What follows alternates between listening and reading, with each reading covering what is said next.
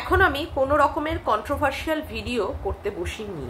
হ্যাঁ, আমি এখানে কাউকে নিয়ে কোনো সমালোচনা, কোনো রকমের পজিটিভ হোক বা নেগেটিভ সমালোচনা আমি এখানে করতে বসিনি।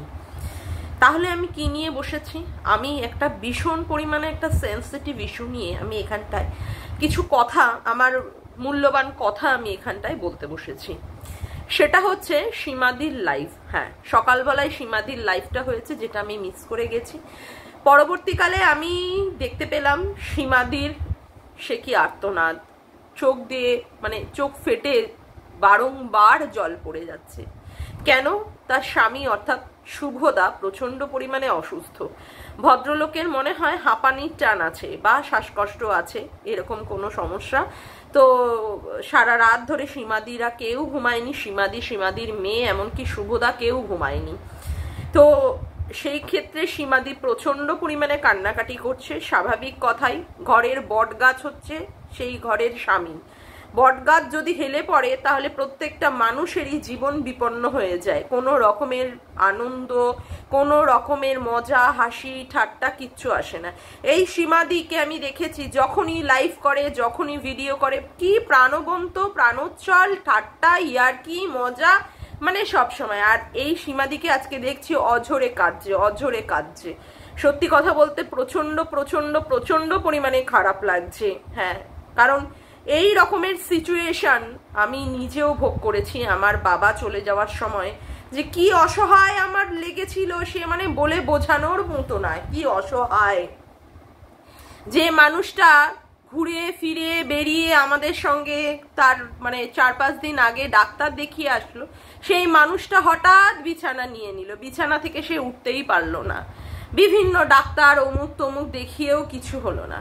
লাস্টে যখন নার্সিং হোমে তাকে দেওয়া হয়েছিল সেই সময় তার রিপোর্টে বেরোলো কি কোমরের হাড় ভেঙে না কি হয়ে প্রায় এতটা ফাঁকা হয়ে গেছে। মানে ভাবুন জাস্ট কিভাবে যে কি হয়েছে সেটা আমরা কিছুই জানতে পারলাম না। তারপরে তো রাইস টিউব নিয়ে একটা কেলেঙ্কারি, রাইস টিউব তাকে লাগানো হয়েছিল, সে খুলে ফেলেছে নাকি খুলে গেছিল, পরবর্তীকালে সেই রাইস টিউব লাগিয়ে দেওয়ার ক্ষেত্রেও সমস্যা। মানে খাবারগুলো গিয়ে তার পুরো মাল্টি অর্গান পুরো ফেইলিওর করে দিয়েছে, সারা জায়গায় শরীরের মধ্যে সারা জায়গায় ছড়িয়ে গিয়ে পুরোটাই তাকে পুরো নষ্ট করে দিয়েছে। তারপরে শোনা গেল কি, তার নাকি ব্রঙ্কাইটিস আছে। তারপরে শোনা গেল কি তার কিডনি ফেইলিওর। তারপরে তার যেদিন ডায়ালিসিস হবে সেই দিনই সে মারা গেল। আর সবচেয়ে চরম লেভেলের যেখান থেকে রক্তক্ষরণ হচ্ছে, রক্তের গ্রুপ জানা গেল কি ও নেগেটিভ।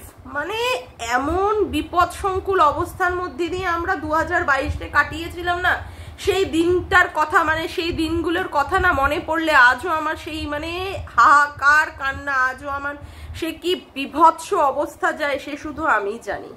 আমি আমার এই শ্বশুর বাড়ির এই ঘরটার মধ্যেই থাকতে পারতাম না, এই বড় বাড়িটার মধ্যেই আমি থাকতে পারতাম না। হাউ মাউ করে সকাল থেকে উঠে কোঠা ঘুম মানে চোখটা খোলা থেকে শুরু করে যে কান্না শুরু হতো, ঘুমাতে যাওয়ার আগে অবধি মনে হয় আমি কেঁদে কেঁদে ঘুমাতে যেতাম।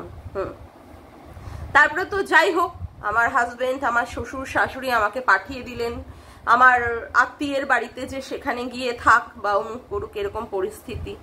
তো আমি জানি মানে নিজের মানুষের যে কোনো কিছু হলে বা এরকম বিপদ হলে যে কি রকম পরিস্থিতি যায়। আর দেখুন আজকে তার স্বামীর এরকম পরিস্থিতি, সত্যিই তো তার বউয়ের কি আজকে মন মেজাজ কোনো রকমের ঠিক আছে? রাত্রেবেলা তারা ঘুমায়নি, খায়নি। তবে হ্যাঁ, আমি বলবো সীমাদি মাথা ঠান্ডা করো, মনে বল রাখো। এই সময় তোমাকে অনেক বেশি শক্তিশালী হতে হবে। তুমি তোমার আত্মীয় স্বজন পরিজন যারা যারা আছে তাদের ডাকো, দরকার হলে তোমরা ভেলোরে যদি নিয়ে যেতে পারো নিয়ে যাও, না হলে কলকাতায় ইমিডিয়েট বড় বড় যে সমস্ত নার্সিং হোমগুলো আছে, অ্যাপেলো থেকে, তারপরে তোমার কি বলে ওইদিকে চারনক থেকে, এখানে অনেক বড় বড় নার্সিং হোমগুলো আছে।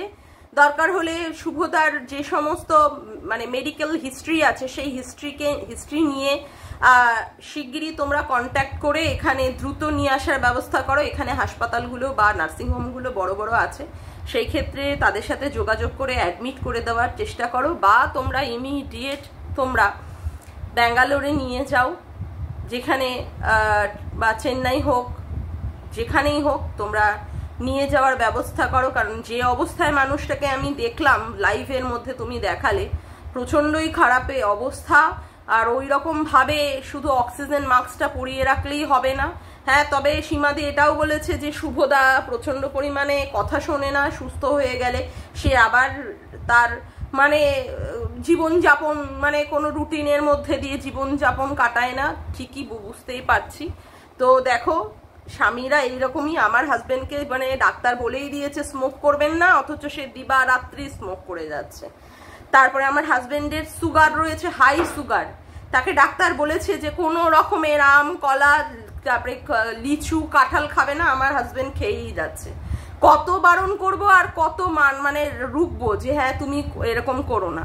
যাই হোক, তাও আমাদের স্ত্রীদের করতেই হবে। আমাদের স্ত্রীদের এইরকম কপাল, মানে তাদের ছোট বাচ্চার মতো করে তাদের ট্রিট করতেই হবে। বকিয়ে, ধমকিয়ে, রেগে, ভালোবেসে আমাদের করতেই হবে।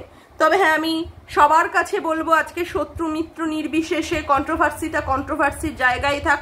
সবাইকে বলবো যে সবাই শুভদার দ্রুত আরোগ্য কামনা করো, যাতে করে শুভদা সত্যিই তাড়াতাড়ি ভালো হয়ে উঠুক। আমি ভগবানের কাছে কায়ো মানো বাক্যে আমি বলবো, ভগবান তুমি শুভদাকে ভালো করে দাও। তার দুটো সন্তান আছে, তার ওয়াইফ আছে, তারা অবশ্যই তার মুখের দিকে তাকিয়েই বেঁচে আছে। তার যেন কোনো রকমের ক্ষতি না হয়। তারা সত্যি অসহায় হয়ে পড়বে। ভগবান তোমার কাছে আমার বিনীত অনুরোধ, শত কোটি তোমার কাছে আমার প্রণাম, শত শত কোটি তোমার কাছে আমার অনুরোধ, তুমি শুভদাকে ভালো করো ভগবান। কারোর সংসারকে তুমি উজাড় করে দিও না, কারোর সংসারকে উজাড় করে দিও না। তুমি যেখানেই থাকো তুমি অবশ্যই আমাদের প্রার্থনা শুনো। আর আমি সবাইকে বলবো সবাই যাতে শুভদা দ্রুত আরোগ্য কামনা করুন। কারণ যেভাবে মানে হাহাকার কান্না সীমাদির আমি দেখেছি, আমি সত্যি সত্যি সত্যি কষ্ট পেয়েছি। আমি কারোর ওই রকম ভাবে বুক ফাটা কান্না, ওই রকম কষ্ট আমি সত্যিই দেখতে পারি না। সুতপার ওই রকম কান্না, যেখানে আমি বলেছিল যে আমি ভালো বউ না, আমি ভালো কোনোদিন বৌমা না, আমি কোনো ভালো মা হতে পারিনি, আমার সত্যিই বুকের মধ্যে কষ্ট লেগেছিল। আজকে সীমাদির কান্নাটাও আমার সত্যিই বুক ফেটে কান্না আসছে, সত্যিই বুক ফেটে কান্না আসছে।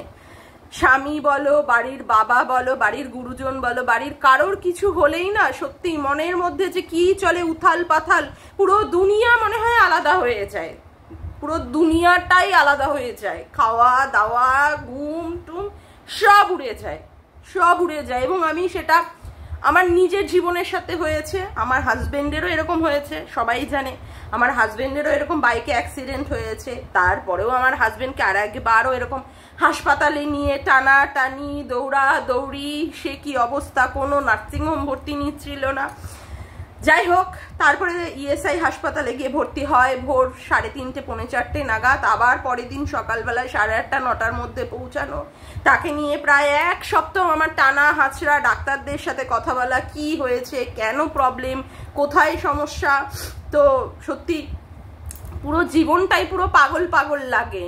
আর এটা তো স্বাভাবিক কথাই, স্বামী ছাড়া মেয়েদের জীবনে আর কি আছে। বিবাহিত হওয়ার আগে বাবা থাকে, মা থাকে, আর বিয়ের পরে সত্যি তো স্বামী, ছেলে, মেয়ে এই নিয়ে পুরো জগৎ বা সংসার হয়।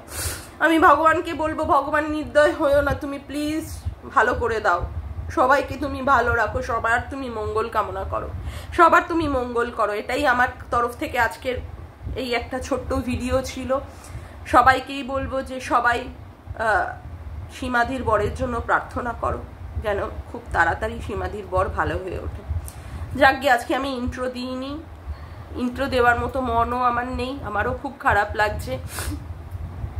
এই মানুষটাকে আমি দেখে বা এই মানুষটার হয়ে আমি ভিডিও করি, আমার সত্যিই ভালো লাগে সীমাদিকে। কোথাও মনে হয় একটা মাতৃসুলভ একটা ব্যাপার আছে, প্রত্যেকটা ব্যাপারে এমন মুখ ভরা হাসি, এমন হাসমুখ সীমাদি, মানে বলার মতো নয়। একটা কিছু হলেই সীমাদি হিহি করে হেসে দেয়। আর আজকে সীমাদি সেখানে অঝরে কাঁদছে, সত্যি বুকটা যেন ফেটে যাচ্ছিল, বুকটা বুকটা সত্যিই ফেটে যাচ্ছে।